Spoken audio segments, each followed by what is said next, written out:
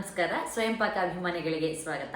ಈ ದಿನ ನಾನು ತರಕಾರಿ ಪೊಂಗಲ್ ಹೇಗೆ ಮಾಡೋದು ಅಂತ ಹೇಳಿ ತೋರಿಸ್ಕೊಡ್ತಾ ಇದ್ದೀನಿ. ಬೇಕಾಗುವ ಪದಾರ್ಥಗಳು: ಹೆಸರುಬೇಳೆ ಅರ್ಧ ಕಪ್ಪು, ಅಕ್ಕಿ ಅರ್ಧ ಕಪ್ಪು, ಸೋನಾ ಮಸೂರಿ ಅಕ್ಕಿ ತಗೊಂಡಿದ್ದೀನಿ. ಹೆಚ್ಚಿದ ತರಕಾರಿಗಳು ನಾನಿಲ್ಲಿ ಹುರುಳಿಕಾಯಿ ಅಂದ್ರೆ ಬೀನ್ಸ್, ಕ್ಯಾರೆಟ್ ಹಾಗೆ ನವಿಲ್ಕೋಸು ಇಟ್ಕೊಂಡಿದ್ದೀನಿ.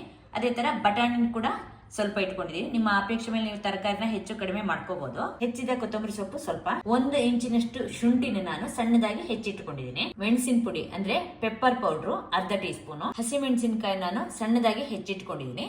3 ಈ ಗಾತ್ರದ ಹಸಿಮೆಣಸಿನಕಾಯಿನೇ ಹೆಚ್ಚಿಟ್ಕೊಂಡಿದ್ದೀನಿ. ನಿಮ್ ಖಾರದ ಅಪೇಕ್ಷೆ ಮೇಲೆ ನೀವು ಹೆಚ್ಚು ಕಡಿಮೆ ಮಾಡ್ಕೋಬಹುದು. ಜೀರಿಗೆ ಪುಡಿ 1 ಟೀ ಸ್ಪೂನ್, ಕರಿಬೇವಿನ ಎಲೆ ಸ್ವಲ್ಪ, ಬೆಲ್ಲ 1 ಟೀ ಸ್ಪೂನ್. ನನ್ನ ಹತ್ರ ಜೇನಿ ಬೆಲ್ಲ ಇತ್ತದ್ರಿಂದ ನಾನು ಇದನ್ನೇ ಹಾಕಿದ್ದೀನಿ. ನೀವು ಒಂದ್ ಸಣ್ಣ ತುಂಡು ಹಾಕಿದ್ರು ಸಾಕಾಗುತ್ತೆ.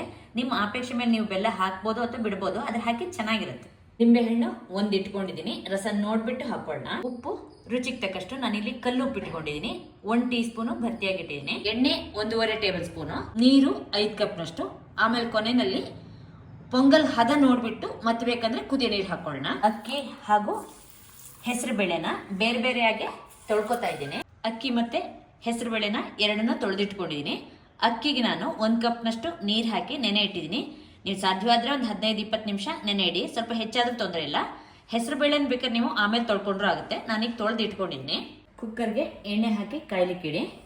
ಎಣ್ಣೆ ಕಾದ್ಮೇಲೆ ಅರ್ಧ ಟೀ ಸ್ಪೂನು ಸಾಸಿವೆ ಹಾಕಿ, ಸಾಸಿವೆ ಪಟಪಟ ಆದ್ಮೇಲೆ 1 ಟೀ ಸ್ಪೂನು ಜೀರಿಗೆ. ಸಾಸಿವೆ ಜೀರಿಗೆ ಆಗಿದೆ. ಈಗ ಹೆಚ್ಚಿದ ಹಸಿಮೆಣಸಿನಕಾಯಿ ಹಾಕೋಣ. 1/4 ಟೀ ಸ್ಪೂನು ಅರಿಶಿಣ, ಹೆಚ್ಚಿದ ಶುಂಠಿ ಹಾಕಿ ಸ್ವಲ್ಪ ಹುರಿಯೋಣ. ಈಗ ಶುಂಠಿ ಹಸಿಮೆಣಸಿನಕಾಯಿ ಎರಡೂ ಆಗಿದೆ.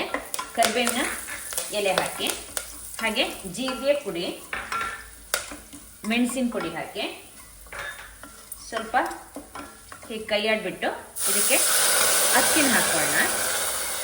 ನೀರು ಸಹಿತ ಹಾಕಿ ಅದ್ರ ಜೊತೆಗೆ ಉಳಿದ ನೀರನ್ನು ಹಾಕೊಳ್ಳೋಣ. ಅಕ್ಕಿ ಕುದಿಗೆ ಶುರು ಆದ್ಮೇಲೆ ಉಪ್ಪು ಹಾಗೆ ಬೆಲ್ಲನ ಹಾಕೊಳ್ಳೋಣ. ನಿಮಗೆ ಅಕ್ಕಿ ನೆನೆ ಇಡ್ಲಿಕ್ಕೆ ಸಮಯ ಸಿಗ್ಲಿಲ್ಲ ಅಂದ್ರೆ ನೀವು ಅಕ್ಕಿ ಹಾಕಿದ್ಮೇಲೆ ಒಂದು 4-5 ನಿಮಿಷ ಕುದಿಸ್ಕೊಳ್ಳಿ. ನಾನು ಅಕ್ಕಿ ನೆನೆ ಇಟ್ಟಿದ್ರಿಂದ ನಾನೊಂದು 5 ನಿಮಿಷ ಕುದಿಸ್ತಿಲ್ಲ. ತಕ್ಷಣಕ್ಕೆ ನೀರು ಕುದಿದ ತಕ್ಷಣ ಹೆಸರು ಬೇಳೆನ ಹಾಕ್ತಾ ಇದ್ದೀನಿ. ಹಾಗೆ ತರಕಾರಿಗಳನ್ನು ಕೂಡ ಹೆಸರು ಬೇಳೆ ಜೊತೆ ಹಾಕೊಳ್ಳೋಣ. ಚೆನ್ನಾಗಿ ಒಂದ್ಸಲ ಕೈ ಆಡ್ಕೊಳ್ಳಿ. ಒಂದು ಕುದಿ ಬಂದ್ಮೇಲೆ ಇದನ್ನ ಮುಚ್ಚಿಡೋಣ. ಈಗ ಕುದಿಲಿಕ್ಕೆ ಪ್ರಾರಂಭವಾಗಿದೆ. ಒಂದ್ಸಲ ಚೆನ್ನಾಗಿ ಕೈ ಆಡ್ಬಿಟ್ಟು ಮುಚ್ಚಳ ಮುಚ್ಚಿ 3 ಕೂಗು ಮೀಡಿಯಂ ಊರಿನಲ್ಲಿ ಕೂಗಿಸ್ಕೊಳ್ಳೋಣ. ಕುಕ್ಕರು 3 ವಿಷಲ್ ಕೂಗಿಸಿ ತಣ್ಣಗಾಗ್ಲಿಕ್ಕೆ ಇಟ್ಟಿದ್ದೆ.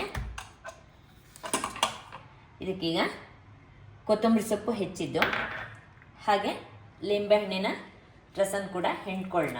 ಲಿಂಬೆ ಹಣ್ಣನ್ನು ನೀವು ರಸನ ನೋಡಿಬಿಟ್ಟು ಹಾಕ್ಕೊಳ್ಳಿ. ಚೆನ್ನಾಗೀಗ ಇದನ್ನ ಕೈ ಆಡ್ಕೊಳ್ಳೋಣ. ಇದು ಗಟ್ಟಿಯಾಗಿದೆ, ಅದರಿಂದ ನಾನು ಸ್ವಲ್ಪ ನೀರನ್ನು ಹಾಕ್ತಾ ಇದ್ದೀನಿ. ಕುದಿಯ ನೀರನ್ನೇ ಹಾಕಿಬಿಟ್ಟು ಚೆನ್ನಾಗಿ ಕಲಿಸ್ಕೊಳ್ಳಿ. ಹದ ನೋಡಿಬಿಟ್ಟು ನೀರು ಹಾಕ್ಕೊಳ್ಳಿ. ಈಗ ತರಕಾರಿಯ ಪೊಂಗಲ್ ಸಿದ್ಧವಾಗಿದೆ ನೋಡಿ. ಈ ಹದದಲ್ಲಿದೆ. ತಣ್ಣಗಾದ್ಮೇಲೆ ಸ್ವಲ್ಪ ಗಟ್ಟಿ ಆಗುತ್ತೆ. ಅವಾಗಲೂ ನೀವು ಬೇಕಂದ್ರೆ ಸ್ವಲ್ಪ ಕುದಿಯ ನೀರನ್ನು ಹಾಕಿ ಹದ ಮಾಡ್ಕೋಬಹುದು.